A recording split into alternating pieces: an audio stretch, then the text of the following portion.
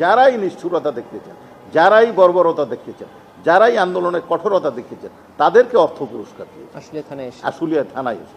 এই বর্ণনাটা আমরা 5 তারিখে 5 অগাস্ট 2024 আশুলিয়া থানার সামনে 6 জনকে হত্যা করা হয়েছিল, এটা একটা অভিযোগ। সাথে সাথে 4 তারিখে ওই আশুলিয়া এলাকাতে আরও একজনকে হত্যা করা হয়েছে। এই দুটি ঘটনা মিলেই একটি অভিযোগ, সেখানে 7 জন। এর বাইরেও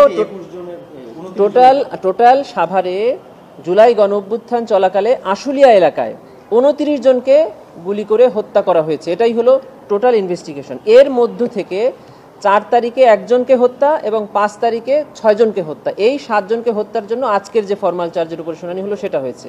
চিফ প্রসিকিউটরের স্পেশাল যে পাওয়ার এই আন্তর্জাতিক অপরাধ ট্রাইব্যুনাল রুলসে দেওয়া আছে, সেই অনুযায়ী উনি এই টোটাল 29 জনের ঘটনা ভিন্ন ভিন্ন আকারে ইনভেস্টিগেশন করছেন এবং ভিন্ন ভিন্ন ফরমাল চার্জ দেওয়ার জন্য উনি আদেশ করেছেন। সে কারণে এটা সিদ্ধান্ত নিয়েছে।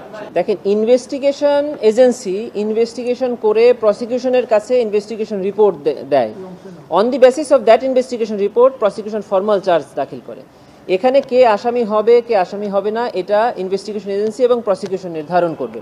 এখানে কারো বলার সুযোগ নেই উনি কেন আসামি হলেন না। এটা ইনভেস্টিগেশনে তার বিরুদ্ধে কোনো অভিযোগ পাওয়া যায় নাই, সেজন্য উনি আসামি হয়নি।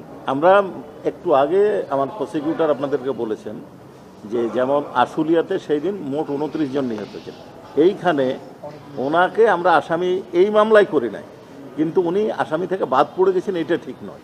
এই মামলার তার সংশ্লিষ্টতা পায়নি। এই ঘটনায় আরও 23 জনের হত্যাকাণ্ড ওই দিন ঘটেছে, সেই তদন্ত চলছে। ইভেন রামপুরাতেও অব্যাহত দিয়েছি, কথাটা ঠিক। রামপুরাতেও আরো অনেকগুলো ঘটনা ঘটেছে। আমরা খুব ছোট ছোট আকারে ফরমাল চার্জ দাখিল করছি সহজে বিচারের জন্য।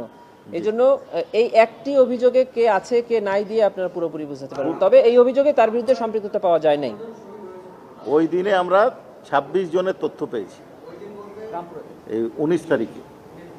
হ্যাঁ, এখন পর্যন্ত এইখানে আপনারা আন্দোলন চলার সময় দেখেছেন যে আন্দোলনের নিষ্ঠুরতা, ব্যাপকতা, বর্বরতা এত প্রকট আকার ধারণ করেছে যা ভাষায় বর্ণনা করা যায় না। কিন্তু এটাও আপনারা দেখেছেন যে